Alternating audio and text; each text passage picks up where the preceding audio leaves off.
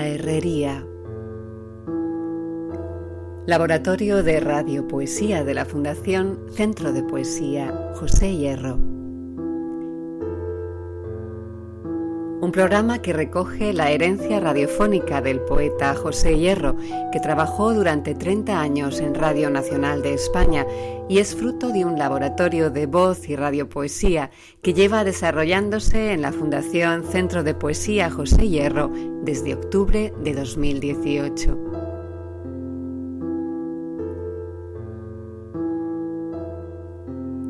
En estos días en que está a punto de fallarse el tercer Premio Internacional de Poesía Margarita Hierro, entrevistamos a la ganadora de la pasada edición, la poeta Marta López Vilar, con su libro El Gran Bosque, un poemario intimista y entrañado, publicado en bellísima edición por la editorial Pretextos. También inauguramos sección en esta nueva temporada, Aula de Poesía, con el encuentro que tuvo lugar en la Fundación con la poeta Nieves Muriel, que nos habló de oralidad, mística y de la voz y el canto de las mujeres, y nos hipnotizó con su manera de recitar y de estar en lo poético. Además, dedicamos este primer legado Hierro de la temporada al otoño como motivo poético, con poemas de Juan Ramón, Guillén, Cernuda y muchos otros. Empezamos.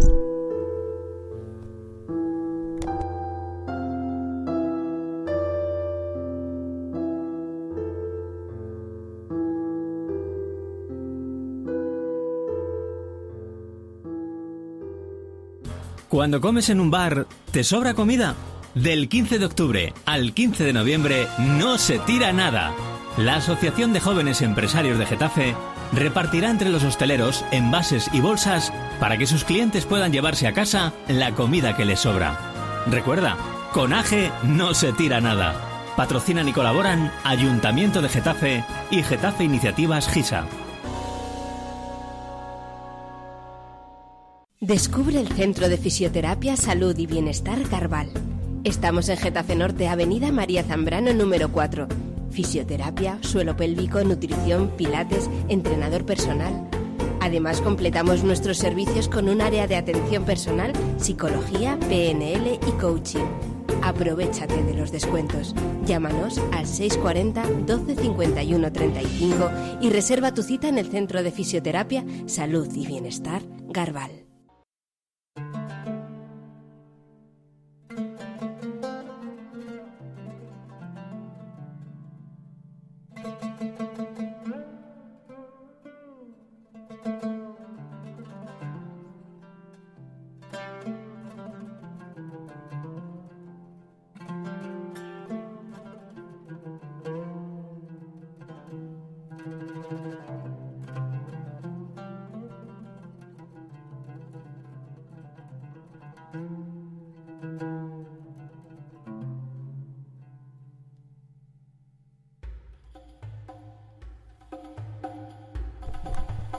Aula de Poesía. En esta especial sección, los oyentes de La Herrería tendrán la oportunidad de sentarse en un aula de la Fundación y escuchar los encuentros con diferentes poetas que desgranan sus versos, dialogan y comparten su sabiduría y su sentir. En esta ocasión, la poeta Nieves Muriel nos habla del canto de las mujeres, de mística y de poesía oriental, y nos deleita cantando, como ella dice, sus poemas.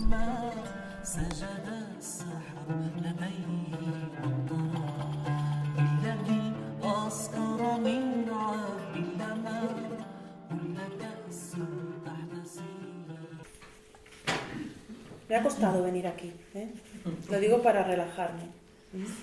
Sí. He venido obligada, con ese sentido que tiene la obediencia, de responder a un mandato del alma. Las palabras esconden muchísimos sentidos. Hoy hemos perdido una potencia simbólica importante cuando hablamos, pero nunca se habla de forma literal y la poesía nos salva de ese peligro de la literalidad y de la lengua corriente. Así que he venido por obediencia a estar aquí con ustedes. Dice, segunda carta en la que se recoge la botánica oculta y las 4 cualidades que poseen los cuerpos de las bienaventuradas. Las bienaventuradas son las nacidas con el cuerpo de su madre. También se recoge una historia de amor de la que no se conservan fotografías y un tratado sobre los nombres del viento. Mi querida, permíteme que ahora te cuente de mis dotes ocultas en las 4 cualidades que poseen los cuerpos de las bienaventuradas, las nacidas con el cuerpo de su madre: ligereza y claridad, pasividad y obediencia. Obediencia. Sé cantar, sé contar, sé rezar en voz baja, sé buscar las raíces, recordar el origen, sé limpiarme la herida, sé recoger cebada y trillarla entre las piedras, sé aventar en la era y con cadera y gracia puedo sacar el agua dulce y tibia de este pozo, cargarla a mis espaldas sin derramar ni gota, pero nadar aquí no sé, tampoco quiero. Claridad. Con los ojos velados, si en mi mano colocas las flores de heliotropo que dan a las sonámbulas poderes nigrománticos, puedo leer tu futuro en los pozos del café. Saber que tu destino es el amor. Saber que me encontraré contigo en un mercado persa. Y velados los ojos, también puedo decirte cada tarde por dónde sopla el viento.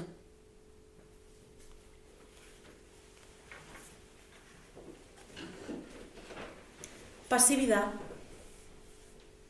Mi cuerpo adormecido sabe de un pensamiento que no cede pasión, no cede infierno, y respira pegado a las entrañas buscando en el silencio de la grieta del silencio, pasaje de la luz bajo la herida.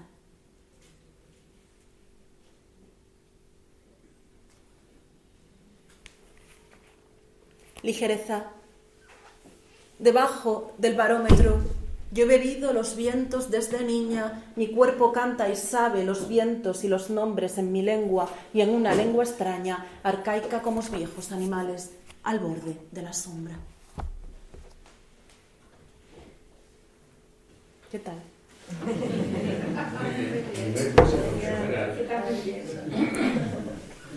Recito muy bien, porque la poesía tiene que cantarse, si no, no es poesía. Tiene mucha música. Es otra cosa. He estado toda la mañana hablando de esto con un compositor al que admiro mucho y esas campanitas que tú has traído también. Pienso que tienen que ver con esto, pensar que la poesía en su origen iba acompañada de música y que las poetas en Sumeria, todas mujeres, más mujeres que hombres, el origen de la poesía oral y escrita es femenino, se acompañaban de instrumentos musicales. Entonces, bueno, la poesía tiene que sonar a música, si no, no es poesía, es otra cosa, yo no sé qué, pero no es poesía en mi experiencia, que es humilde, tampoco yo sé todo, ¿no? Pero si no, para mí no es poesía. Por eso puedo memorizarla. Antes las 2 compañeras me preguntaban cómo hacía para memorizarla, ¿no? Pues tiene que ver con esto. ¿Mejor con la obediencia o seguís? Claro, le comento eso. Claro, las palabras, pues tienen significados que, claro, la palabra obediencia está cargada de pues, una connotación que luego hemos buscado, y obediencia era saber escuchar, es decir, sí. Obediencia en su etimología, ¿no? Entonces, sí. Claro, ahí, para hay mucho de Zambrano, de María Zambrano, en ese sentido de la obediencia que yo sigo, que lo sigo cuando escribo y lo sigo en mi vida. Entonces a mí el pensamiento de Zambrano me acompaña mucho y es casi que a Zambrano recurro continuamente cuando estoy atascada en lo que sea. Entonces, esto tiene que estar ahí seguramente, está ahí. Me permites una pregunta, mira. Yo dudaba al leer obediencia si detrás de ese canto a la naturaleza, a la vida rural, algo perdido que se recuerda o que se aspira a recobrar, no hay también alguna ironía, en el sentido de algo que se ha dado siempre como un bien perdido, como un paraíso perdido, pero que a lo mejor no es tan paraíso, sino que tiene ahí cosas que son dolorosas, y que una cierta obediencia nos puede llevar a aceptar como si eso... No es este el sentido. No es ese. No es ese. No, la obediencia es un don. Aquí es un don. Sí, aquí es un don. Y la vida del campo, que es terriblemente dura, la vida rural, y que yo he podido conocerla de cerca,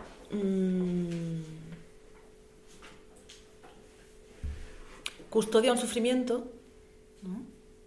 Pero también custodia muchísima libertad, da muchísima libertad. Y la ha dado mucho a la gente. Pienso que en los campos pasan cosas más interesantes, le decía yo a Zahara, que en las ciudades.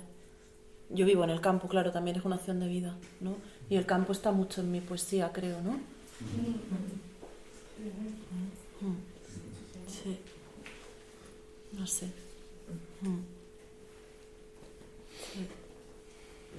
Hablábamos también de, bueno, por tu lugar de origen, ¿no? Y también tu relación con África, ¿no? Tienes el poema de los vientos. Entonces ahí, bueno, no sé si quieres leerlo, pues... Como luego vas a leer Madrid, ¿no? Más en... O sea, ahora puedes con... Este está en la carta de la sirena, ¿no? Sí, o sea, ¿hay algún poema en concreto que queráis escuchar, cantado, ¿no? El Tratado de los Vientos es un tratado que a mí me gusta mucho porque en verdad en mi tierra los vientos tienen muchos nombres distintos. Y el tratado es mucho más largo. En Melilla. Sí, en Melilla, en el Rif. Yo he nacido en el norte de África, en Melilla, que está situada en el Rif oriental, actual Marruecos. Y en la lengua ezmesig, que es la lengua bereber que se habla en el norte de África, el viento tiene muchos nombres. Y hay variaciones de nombres riquísimos para explicar cómo cambia una brisa, cómo cambia un aire. Y entonces yo escribí ese tratado de los nombres también muy influenciada por mis lecturas místicas. Yo tengo una pedrada importante de mística, estudié teología. Y claro, esto está en mí. A la amiga García Zambrano le gusta, será por eso que me ha querido traer. Pero esto está en mí. También, por ejemplo, cuando se recitan los nombres de Dios en el Corán, ¿no? Alá tiene 99 nombres. Y la recitación de este nombre pues tiene toda una teosofía por debajo que yo trato de recuperar en este Tratado de los Vientos. Sí. Mira, una cosa, quizá no tenga relación con la poesía, pero sí con lo que estás hablando. Yo he vivido en Tenerife varios años y los tinerfeños saben distinguir un viento de otro que tú no te das cuenta. No ves que este viene de lado, no ves que te viene de pega de lado, este te arruga los ojos. Sí, es verdad. Que dice, chacho, sí, este te arruga los ojos porque es un viento que viene de lado, no es una brisa. Y eso yo creo que tiene que ver con su origen bereber. Sí, ¿no? tiene que ver con el origen bereber. Esto es, te lo iba a decir. Yo me he quedado totalmente sorprendida. Claro, cuando tú llegas y dices, bueno, sopla el viento, suponte en el puerto de la Cruz, que es del otro lado, ¿no? Sí, viene el viento, o en Fuerteventura, y ellos te dicen, no, este viento es... Bueno, este viento que empezó a... Esa capacidad de escuchar también, que yo creo que también la Carta de la Sirena está muy inspirada por esta pérdida de escucha, que yo creo que adolece en el siglo XX con el desarrollo.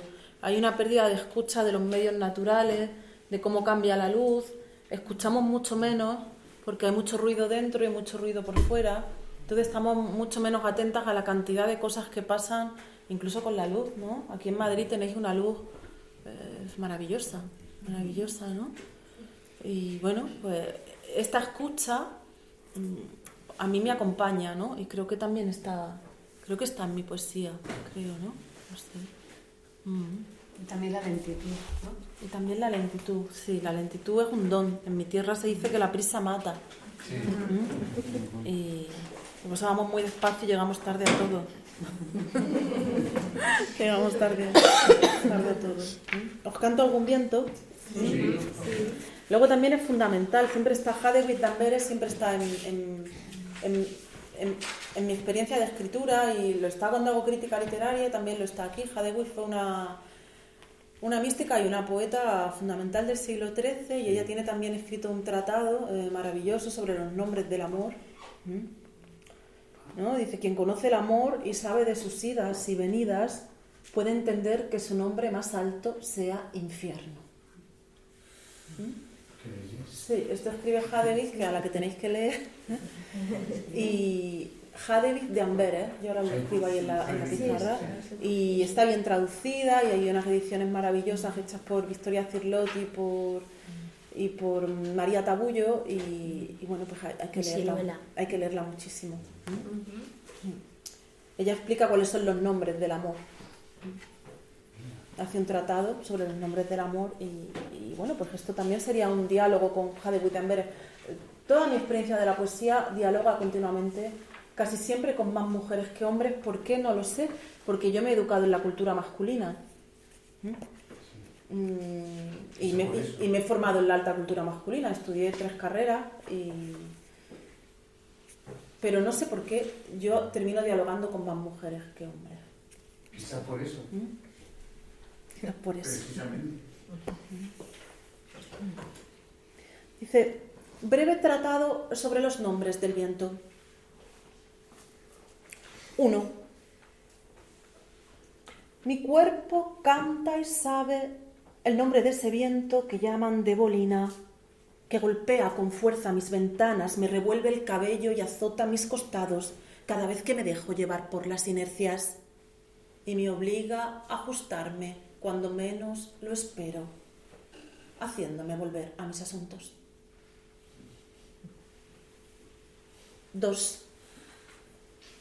Mi lengua se detiene, repita y tararea 99 veces el nombre de ese viento que sopla cuando quiere desde proa y me alcanzó un invierno con dureza, dejándome sin nada.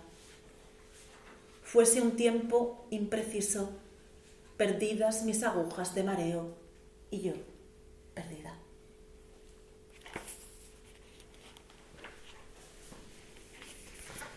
3. Mi cuerpo anhela y teme el nombre de ese aliento que llaman viento escaso, que aunque coincide en suerte con el rumbo trazado, solamente en derrota, mapa y línea torcida, bajo graves esfuerzos podrás llegar a puerto. Es la 5ª lección, nunca dicha en la escuela, y que enseña la vida. 4.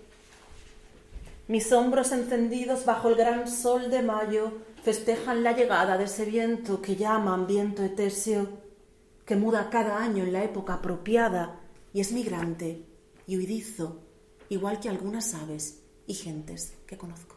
La herrería. La herrería. La herrería. La herrería. La herrería. La herrería. La herrería. La herrería.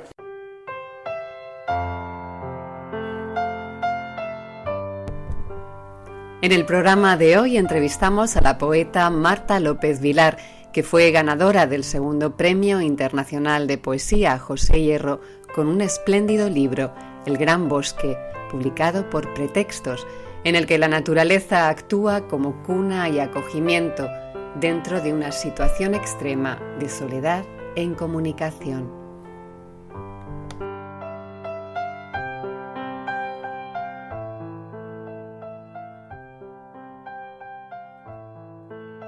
Estamos en la Fundación Centro de Poesía José Hierro con la poeta Marta López Vilar, que fue ganadora del 2º Premio Internacional de Poesía Margarita Hierro de la Fundación Centro de Poesía José Hierro. Buenas tardes, Marta. Buenas tardes, Esther. Y muchísimas gracias por estar esta tarde en la Fundación con nosotros para responder a algunas preguntas sobre este libro titulado El Gran Bosque, que ha sido publicado por la editorial Pretextos y bueno, pues que fue el ganador del premio y que es un libro pues que gustó muchísimo tanto al prejurado como al jurado y que la gran sorpresa, una vez que se abrió la plica, es que la ganadora era Marta López Vilar, una poeta con una trayectoria ya muy conocida, que de hecho pues ganó el Premio de Arte Joven de Poesía de la Comunidad de Madrid y el Premio también Blas de Otero de Poesía. y bueno, pues tiene detrás también una trayectoria ya poética ya muy consolidada. Marta, lo primero que te quería preguntar es que este libro, leyendo un poco tu poesía anterior, es un libro muy diferente. Marca, yo creo, como una nueva manera de estar en la poesía.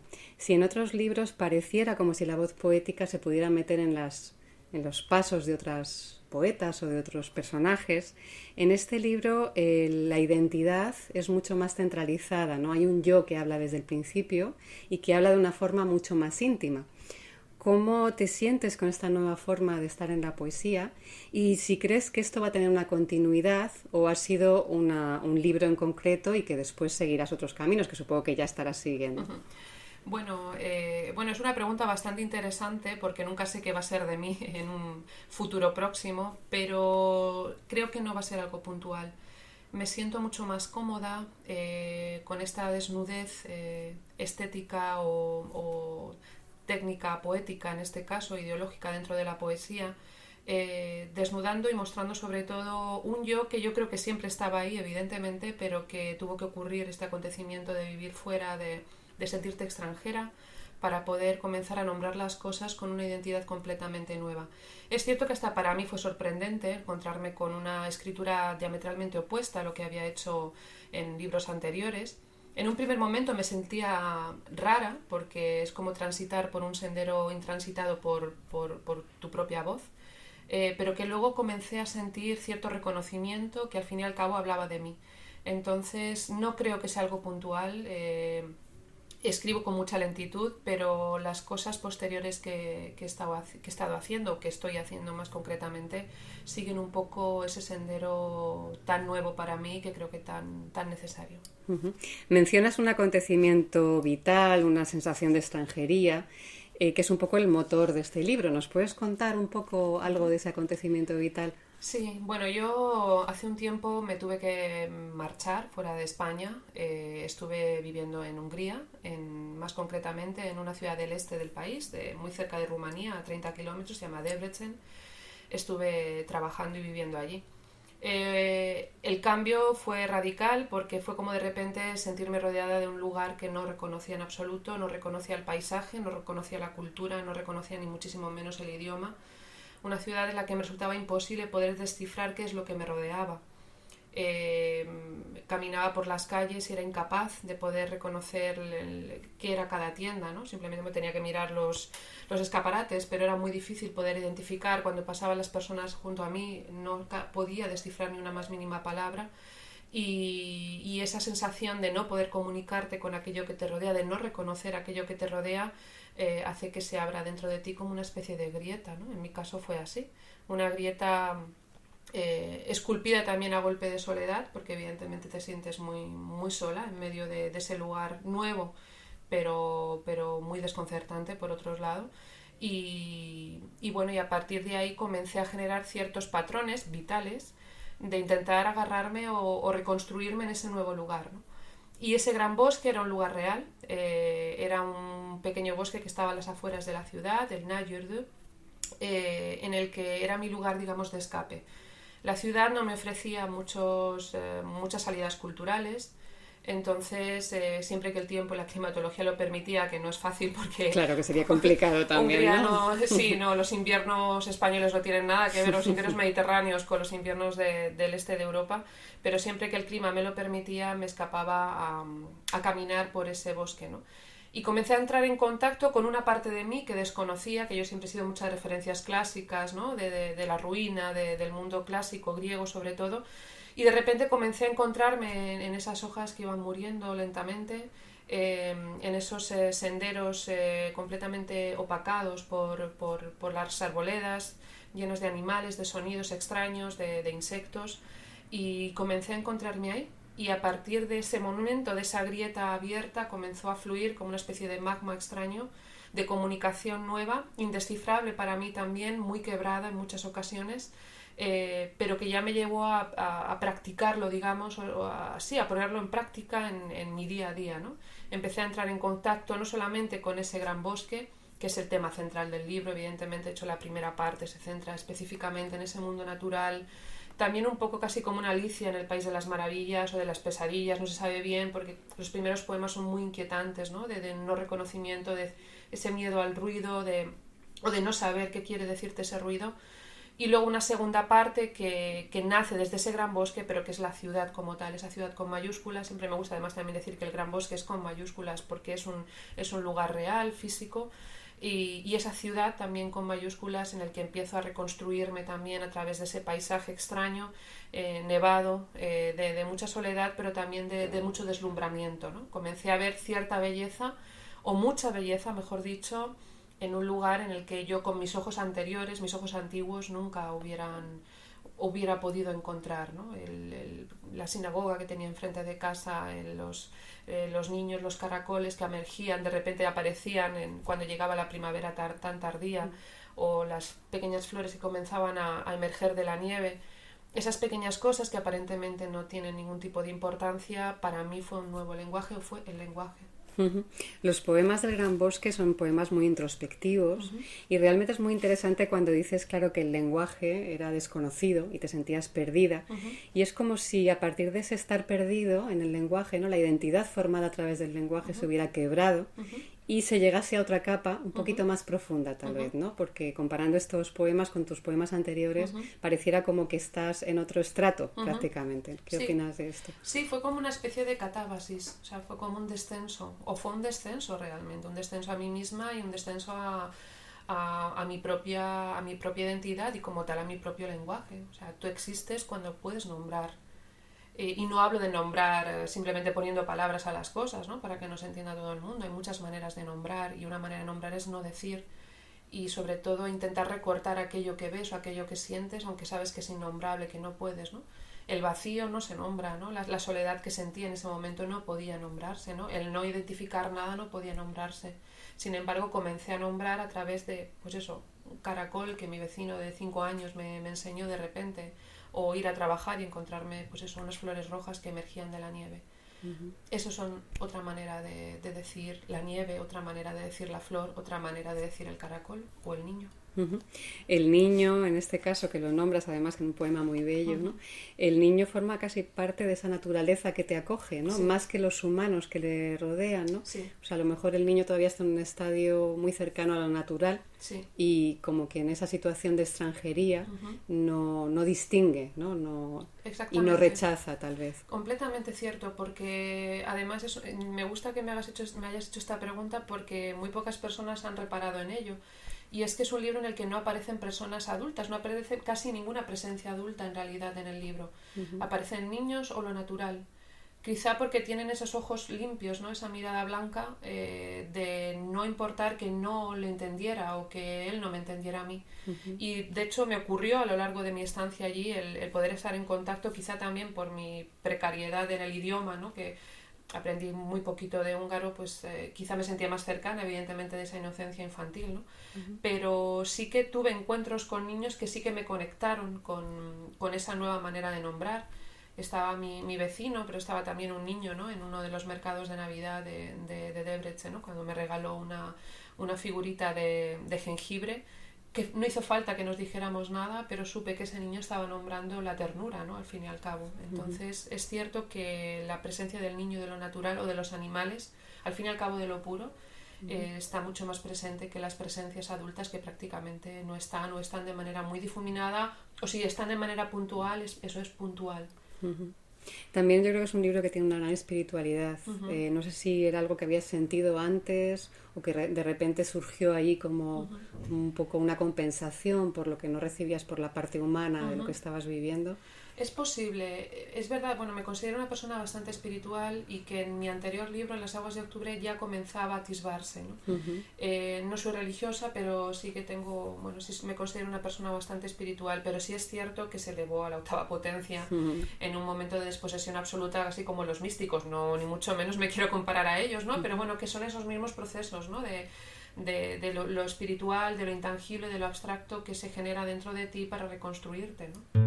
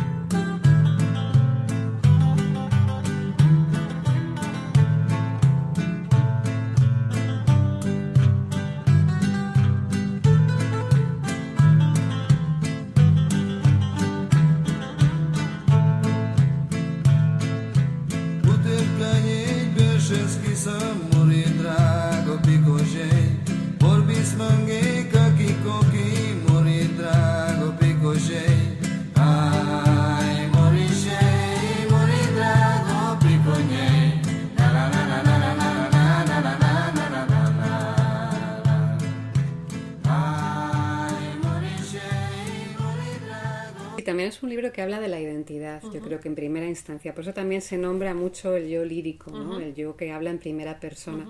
¿Cómo te has encontrado de repente en ese yo lírico? Que a veces muchos poetas tardamos mucho en llegar, ¿no? Entonces, ¿cómo te has encontrado de repente instalada en ese yo lírico desde el principio hasta el final del libro? Bueno, pues me sentí rara en un primer momento, pero por otro lado me sentí bien. Porque nada mejor que cuando se escribe el sentir que estás frente a un espejo, ¿no? Que te estás viendo de manera, bueno, con todas tus imperfecciones, con todas tus miserias, con toda tu belleza también, ¿no? Entonces, bueno, me sentí bien. Lo que pasa que creo que este yo lírico puede ser trampa. Yo soy un poco cabafiana, entonces creo que el camino a Ítaca es muy largo y casi mejor que lo sea, y creo que hay muchos yoes dentro de ti mismo, y es posible que este yo pueda llegar a crecer o alcanzar otros parámetros que hasta ahora habían sido desconocidos para mí, como lo había sido este yo en libros anteriores, ¿no? El bosque, muchas veces en los libros de poemas, el bosque, lo natural, puede ser también un espacio de mixtificación, de idealización de lo natural como algo puro en contraposición con lo humano.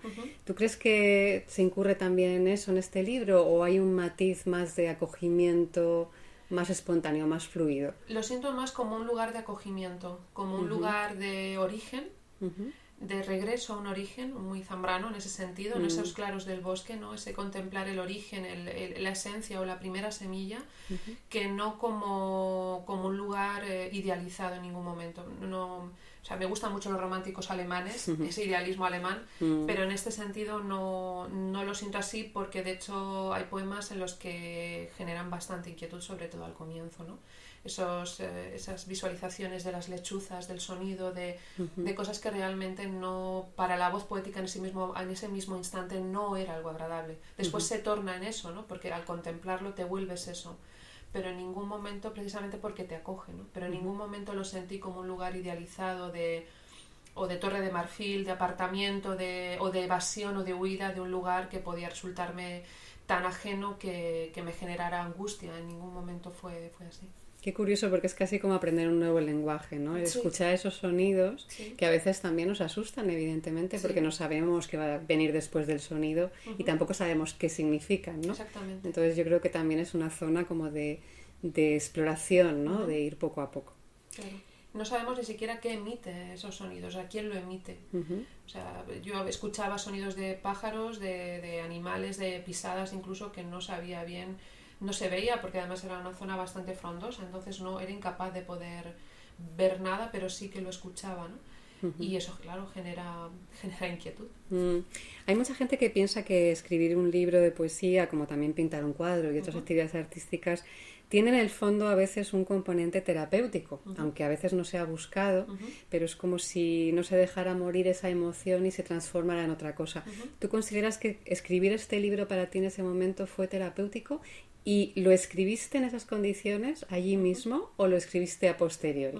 Son dos preguntas en una. Sí. Bueno, en primer lugar, la primera pregunta sí lo he considerado un libro terapéutico, sobre todo de orden de las cosas. Allí viví tantas cosas, o sea, fue todo como una especie de avalancha de no reconocimientos, de reconocimientos, de palabras, no palabras, de sonidos, no sonidos, de vacíos, presencia. Fue todo tan brutal que sí que necesitaba ordenar todo aquello, ¿no? Y recomponer qué es lo que había vivido al fin y al cabo. Era como un ejercicio necesario, no voy a decir de exorcismo, pero sí de necesidad de poner las cosas en su lugar y de reconocimiento de la belleza que pude vivir en ese lugar. La segunda pregunta era que... ¿Era si lo escribiste en ese mismo momento o después o a posteriori? No, en ese mismo momento estaba viviendo tanto que era incapaz de poder coger un bolígrafo, de encender un ordenador. Lo escribí al regresar. De hecho, necesité unos meses de preescritura, que siempre... Bueno, yo creo que en ese momento lo estuve escribiendo allí, lo que pasa que no de manera gráfica, por dentro, creo mucho, ¿no? En la grafía esta preescritura, pero luego ya de manera gráfica, digamos, fue después, ¿no? Cuando ya comencé a ordenar las cosas de manera inconsciente. En ningún momento fue un procedimiento meditado. De hecho, es un libro muy en torrente, ¿no? Fue escrito de manera muy torrencial, Y el último poema, el epílogo, por ejemplo, terminé exhausta cuando terminé de escribirlo, ¿no? No comencé, lo escribí de golpe las 4 páginas y tuve la sensación como de que algo había terminado o que había empezado de otra manera.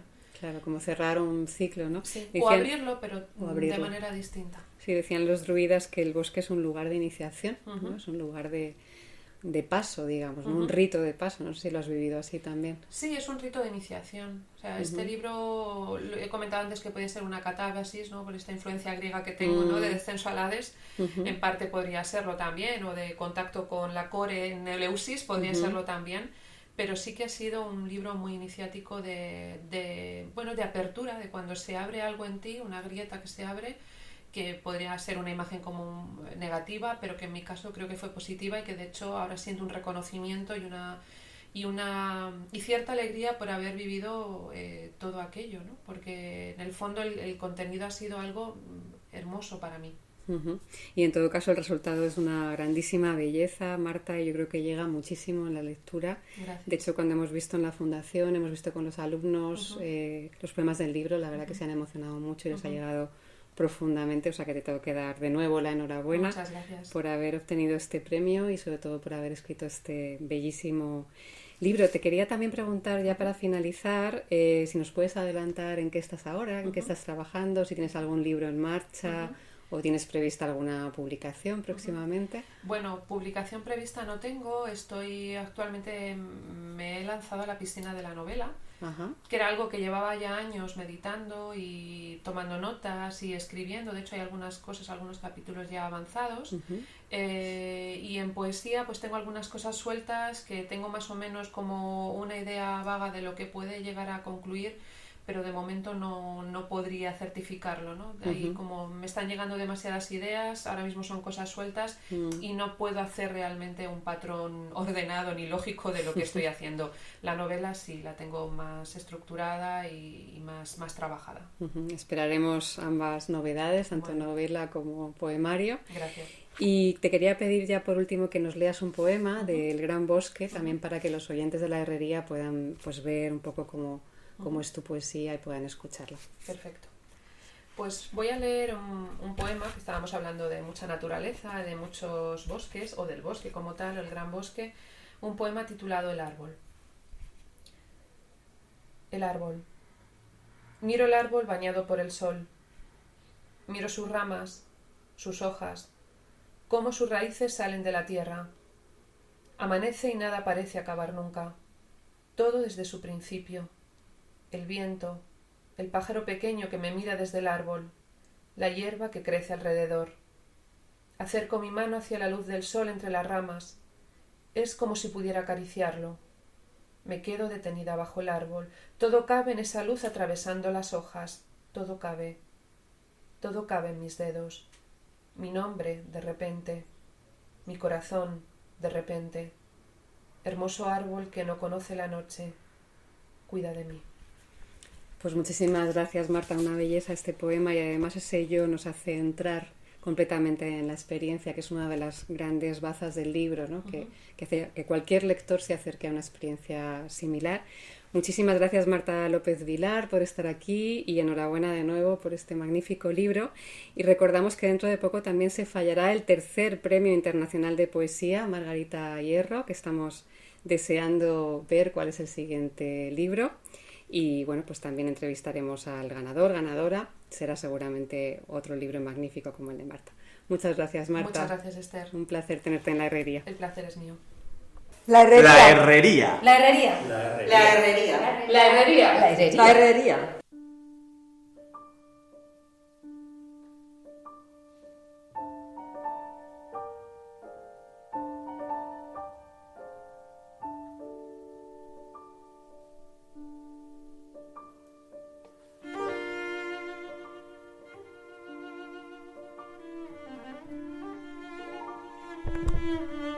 Legado Hierro. El 20 de octubre de 1984 se emitió en Radio Nacional de España, dentro del programa Poesía en la Radio, escrito y dirigido por José Hierro, un programa especial para celebrar la llegada del otoño, sus colores y su luz en la poesía, con versos dedicados a esta estación de Juan Ramón Jiménez, Pedro Salinas, Jorge Guillén, Juan Larrea, Luis Cernuda y una emocionante lectura del propio José Hierro, que con su voz profundísima da vida a un poema de Blas de Otero.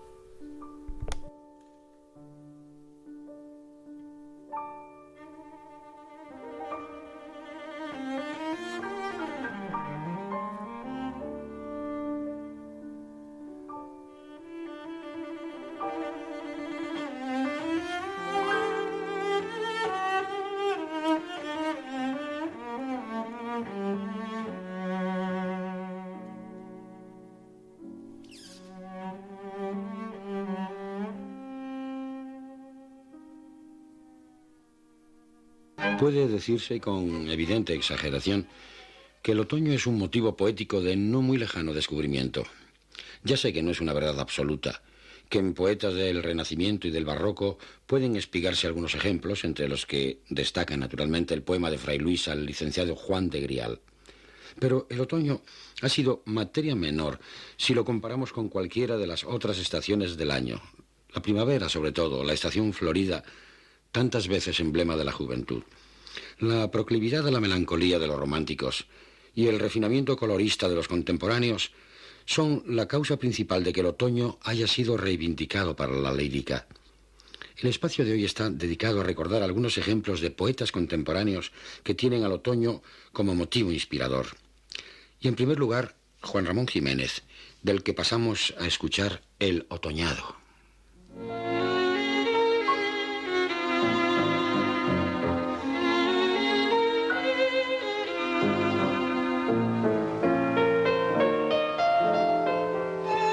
Estoy completo de naturaleza, en plena tarde de áurea madurez, alto viento en lo verde traspasado. Rico fruto recóndito, contengo lo grande elemental en mí, la tierra, el fuego, el agua, el aire, el infinito. Chorreo luz, doro el lugar oscuro, transmito olor, la sombra huele a Dios, emano son, lo amplio es honda música, filtro sabor, la mole bebe mi alma, deleito el tacto de la soledad. Soy tesoro supremo, desasido, con densa redondez de limpio iris del seno de la acción. Y lo soy todo, lo todo que es el colmo de la nada, el todo que se basta y que es servido de lo que todavía es ambición.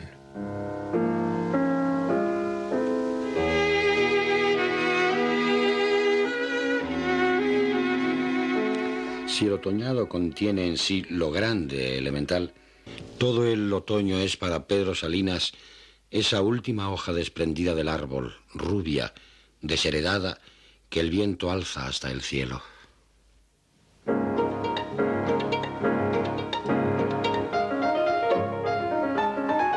Qué princesa final, la última hoja de otoño, pasa por el medio lenta de la ancha calle sola, rubia, desheredada, morganática esposa del gorrión. Presentan armas, inútiles aceros, ramas secas, dobles filas de árboles, la guardia. Adiós. Las encendidas iluminaciones urbanas a su muerte paraísos eléctricos ofrecen. Blancos campos elíseos. Arriba, el viento su destino ya la sube alma al cielo. Adiós, invierno, qué anarquía, invierno. Las dinastías verdes cumpliendo transatlánticos destierros esperan abril, clarín, restauración segura.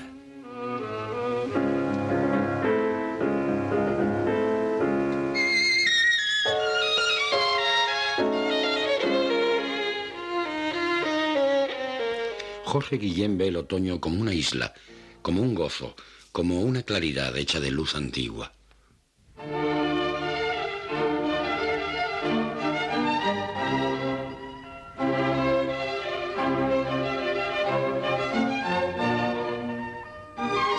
El otoño, isla de perfil estricto que pone en olvido la onda indecisa. Amor a la línea. La vid se desnuda de una vestidura demasiado rica. Y una canastilla de alegres racimos cela un equilibrio de sueños en minas. Estilo en la dicha, sapiencia en el pasmo, entre errante Fausto la rama sencilla. Dulce algarabía, agudo el ramaje niega ya a las aves música escondida. Oh, claridad, pía tanto entre las hojas que quieren ser todas a un tiempo amarillas. Trabazón de brisas entre cielo y álamo, y todo el espacio tan continuo vibra. Esta luz antigua de tarde feliz no puede morir. Ya es mía, ya es mía. Pronto, pronto, ensilla mi mejor caballo. El camino es ancho para mi porfía.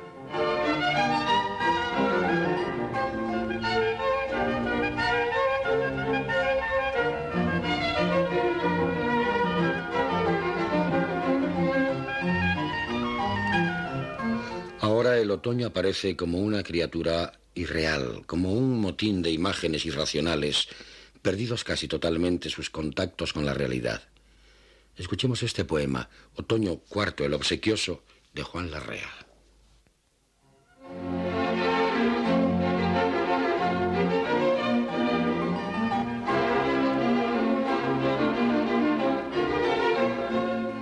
Como un hombre de color, el otoño sigue sus inclinaciones. Una flauta contempla por los agujeros del horizonte todo lo madre que aún queda dentro. He aquí el río que se olvida a 2 dedos de los bordes y un poco menos lejos la lluvia que despega las palomas del viento.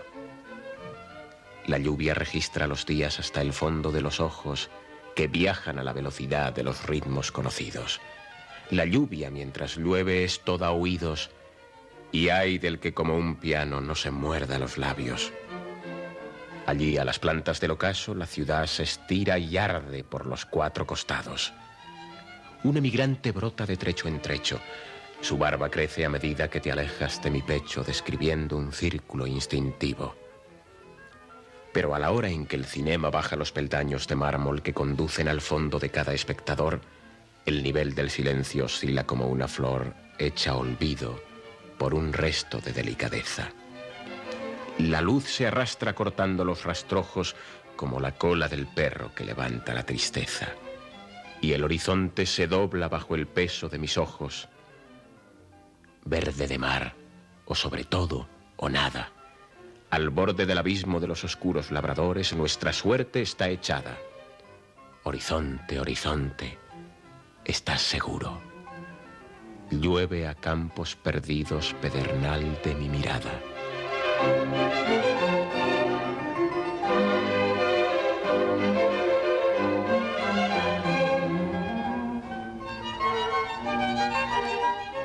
La tristeza y el desdén, el recuerdo y la muerte pueblan este sentimiento de otoño de Luis Cernuda.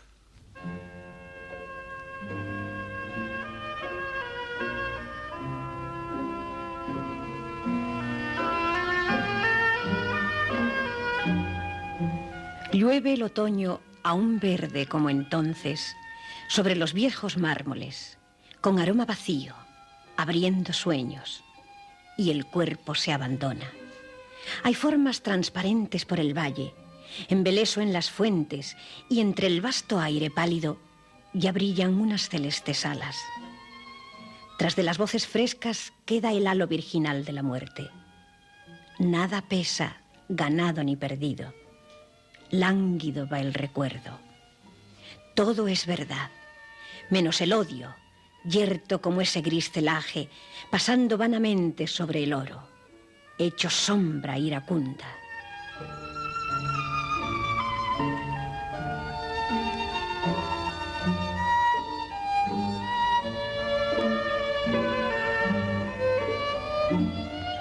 Hasta Juan Gil Albert ha llegado el otoño con su comunicación turbadora, con su figura púber, con su cabeza aterradora, inesperado, muchacho cuya presencia hace preguntarse al poeta: ¿sobre tal criatura pesa la tarea de encender el universo?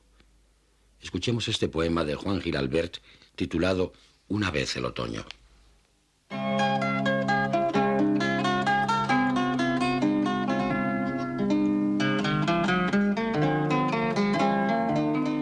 recibe un día una comunicación turbadora.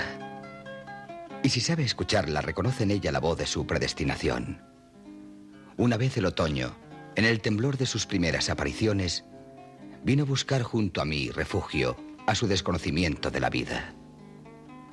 Era como un muchacho que acaba de abandonar a la poderosa madre terrible, lanzado ya en el camino de su embellecimiento tan fugaz como todos los esplendores que se nos envían. Nunca he podido olvidar sus lisos hombros y las nalgas delicadas apenas aptas para su pubertad, diciéndome: Dios mío. Y sobre tal criatura pesa la tarea de encender el universo.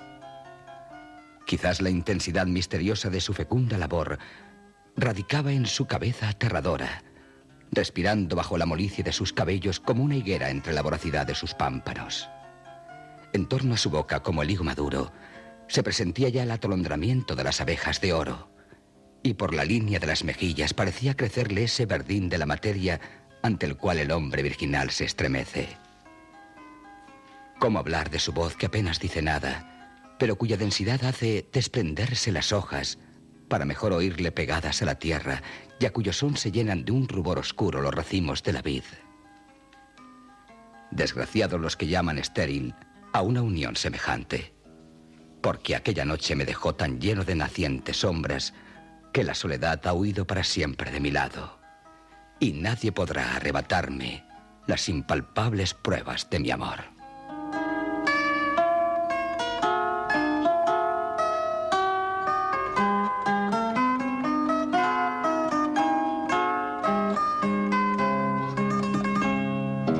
El hermoso dios otoño ilumina la escena del hombre, la piedra y el mar.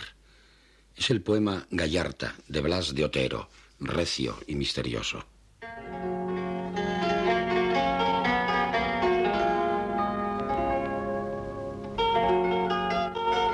¿Acaso el mar? Tampoco. ¿El hombre acaso? Es el otoño. Hermoso Dios. La tierra roja, la piedra roja.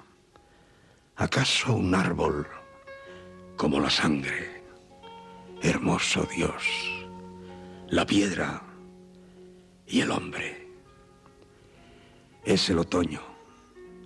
Entonces caminábamos hacia la cima, el mar en letra impresa, corto en palabras pero no las ancho, hacia las 5 de la tarde, Ortuella y el aire. Entonces entornó, no sé, los párpados, ella, hermoso Dios de la miseria. Y ya en la llambria a vista de barranco, el hierro, rey de los ojos, Sófocles roñado, hundida silla sideral, paciencia, vizcaíno es el hierro, el mar cantábrico, corto en palabras, ley de los poemas, míos.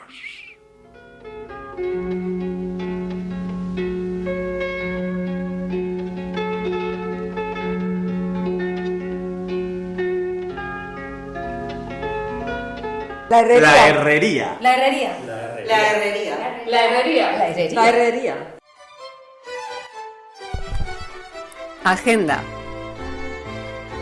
El próximo jueves 3 de octubre se inaugura el curso 2019-2020 de la Fundación Centro de Poesía José Hierro, con la presentación del primer poemario de la narradora Cristina Sánchez Andrade, Llenos los niños de árboles, publicado por la Bella Varsovia.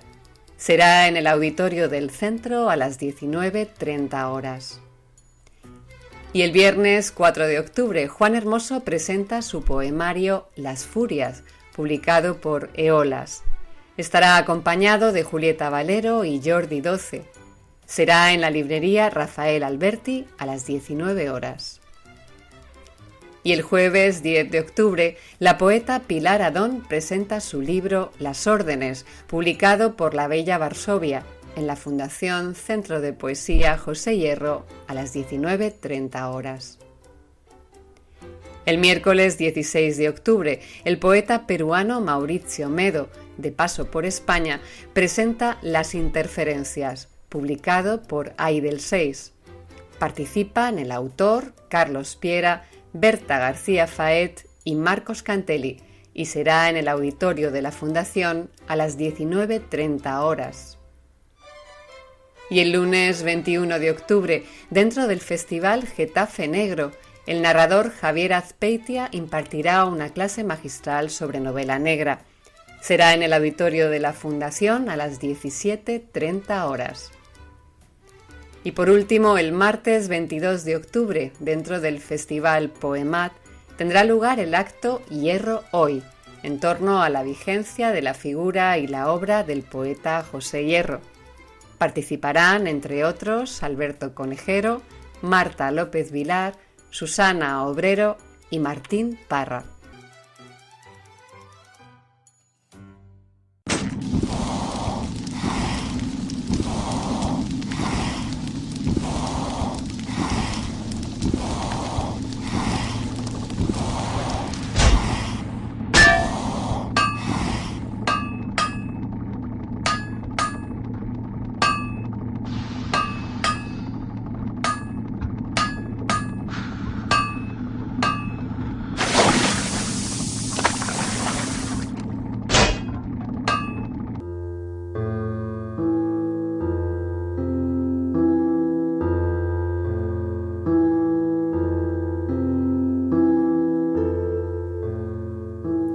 Y hasta aquí este primer programa de La Herrería, laboratorio de radio de la Fundación Centro de Poesía José Hierro. Nos despedimos con este sentimiento oceánico compuesto por el dúo madrileño Atis y que es nuestra sintonía. Forja y piano, delicadeza y fuerza que tanto tienen que ver con el arte poético. Gracias una vez más por vuestra escucha. No olvides que aún puedes formar parte de este proyecto, ya que continúa abierta la matrícula del laboratorio Poesía en la Voz, un curso en el que aprenderás a hacer radio, entrevistarás a poetas, escribirás y aprenderás a conectarte con tu propia voz por solo 24 € al mes. Encontrarás más información en www.cpoesiajosehierro.org. Y para matricularte puedes llamar a la Fundación Centro de Poesía José Hierro al teléfono 91 696 8218. Nos despedimos ahora. Te hemos acompañado Ruth Holgado en los controles y en los micrófonos Esther Ramón. Esperamos que disfrutéis del otoño y que no os olvidéis de leer y vivir poesía. Hasta pronto.